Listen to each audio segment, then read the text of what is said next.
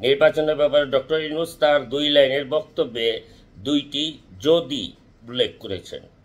একটি হচ্ছে সব প্রস্তুতি সম্পন্ন করা গেলে, আরেকটি হচ্ছে নির্বাচন আয়োজন করা যেতে পারে। বিএনপি আন্দোলন করার হুমকি দিয়েছিল, তার থেকে সাময়িক স্বস্তি ডক্টর ইউনূসের। আর বিএনপির স্বস্তি হচ্ছে আপাতত আন্দোলনের ভেজাল থেকে নিজেদের দূরে রাখা।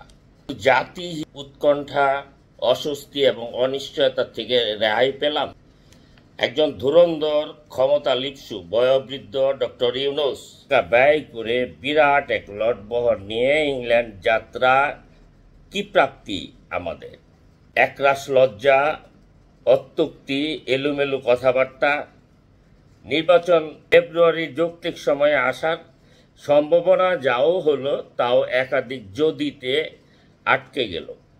দলের নেতা তারেক রহমান গুরুত্ব পেল বলে বিএনপি উচ্ছ্বসিত হতেই পারে, কিন্তু মনে রাখতে হবে কাউন্টার পার্ট যে ব্যক্তিটি, দেশে তার পছন্দের দলগুলো এবং ডক্টর ইউনূস তাদের দ্বারাও চালিত হয়।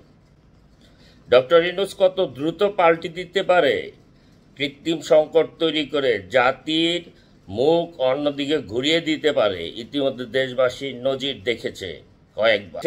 ইতিহাসে তিনি সেই একমাত্র বিরল ধরনের সরকার প্রধান যিনি আত্মীয়করণ, গোষ্ঠীকরণ, ব্যক্তিগত ব্যবসায় বিপুল অঙ্কের কর্মকূপ, নতুন নতুন ব্যবসা গ্রহণ, রাষ্ট্রীয় টাকায় ব্যক্তিগত বিদেশ সফর সহ নানা সুযোগ সুবিধা গ্রহণ করতে কখনো কুণ্ঠাবোধ করেননি, লজ্জাবোধ করেননি। এ নিয়ে কোনো সমালোচনা তিনি গায়ে মাখেননি। অতএব এত সহজে এত কিছু ছেড়ে যাওয়ার লোক বুঝি ডক্টর ইউনূস?